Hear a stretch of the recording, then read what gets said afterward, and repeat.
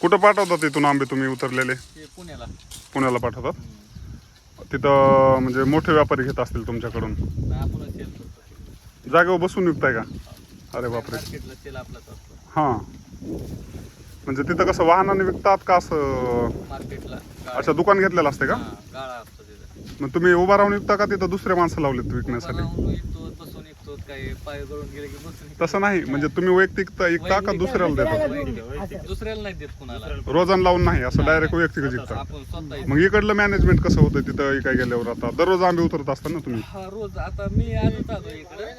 हां हां, तेच म्हणालो मी, कारण की एकल्या याच्यानं तुम्हाला ह्यांचं मॅनेजमेंट आणि तिकडलं मॅनेजमेंट एकल्याला. बंधू असते तर, इथं वडील असते तर मी आलो आता मला. राईट, बरोबर. हे असं म्हणजे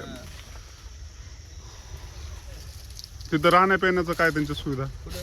तिथं मुंबई पुण्याला घर आहे का तुमचं? मूळ गाव आहे त्यांचं चिंचवड. हे प्रॉपर गाव आहे. अच्छा, मग इकडे गावाकडले आंबे घेऊन जाताय तुम्ही? तुम्ही आपल्या बीडचं नाव चांगलं करायला समजा तुम्ही मस्त आंबे फिंबे विकायला लागलात, इथल्या लोकांना पण रोजगार भेटते आणि हां, भारी काम केलं तुम्ही. टरबुजाचा पण व्यापार आहे का? अच्छा, म्हणजे 12 महिने जे पीक आहे त्या रिगार्डिंग काम करता तुम्ही? हल्ले आंबे आले पाहिजे मध्ये. हां, अच्छा, खाली पण आंबे आहेत का? नाही,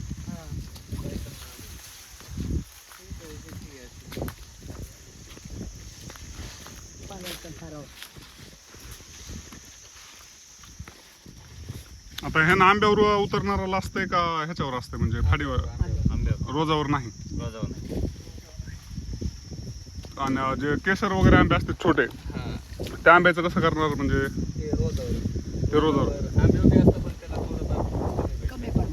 हां, ह्याच्यात 5 आंबे दिले तर त्याच्यात 2 द्यायचे, 3 द्यायचे. अच्छा, त्याला रेट जास्त असते, ह्याला रेट कमी असते. त्या अनुषंगानं तुम्हाला बी परवडलं पाहिजे, त्यांना परवडलं पाहिजे.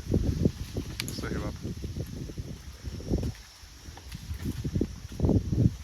एका सीझनमध्ये समजा प्रॉफिट झालं, गेल्या वर्षी तर काय 3-3.5 लाखाचा लॉस झाला तुमचा, तर प्रॉफिट झालं तर 2-3 लाख राहतात का पाठीमागं 1-1.5 महिन्यामध्ये?